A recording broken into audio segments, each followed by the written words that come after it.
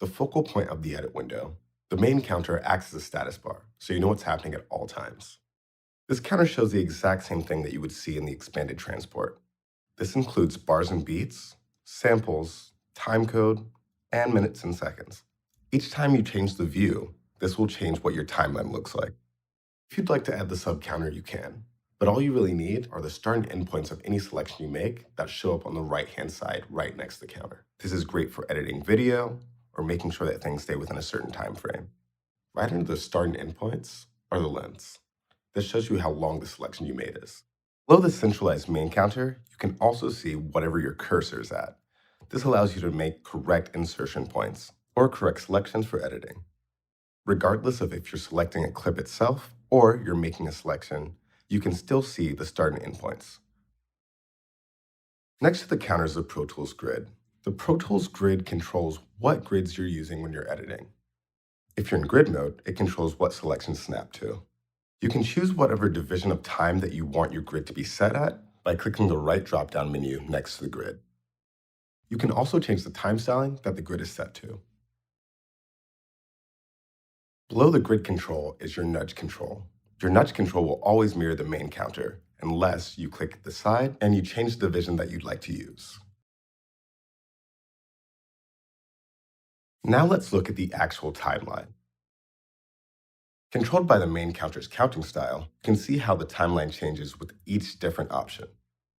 Always double check that you're editing in the right time format, otherwise you can ruin an entire session. Below your timeline views, you can see tempo. Within the tempo window, you can edit your tempo so that it's automated to follow whatever structure you'd like. Changing the tempo resolution changes the note value assigned at the new BPM. Changing tempo density controls how close together tempo events can be created.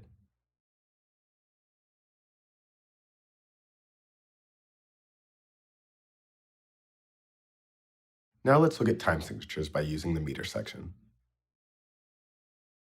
By clicking the plus button next to meter, you can make meter changes. You also have the power to control how the metronome reacts to the new meter shift. Now let's look at Pro Tools' advanced bookmarking function, markers.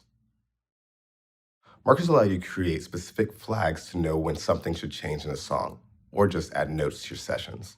You can do this based on input selection, selecting clip, or nothing at all if you just want to write some notes. In Pro Tools, markers are known as memory locations, and each memory location can be named. Other things you can control with memory locations are session-specific inputs. You can save your zoom settings, your window configuration, track height, and other views that might be key to a specific section of a session. Aside from being able to name a memory location, you can also add comments to the bottom of it. The reference dropdown allows you to snap your marker to the beat or bar, or put it exactly where you set your cursor. After you've made a marker, you can move it wherever you'd like. Markers are not set to any one specific space. And if you're in grid mode, it'll lock to grid.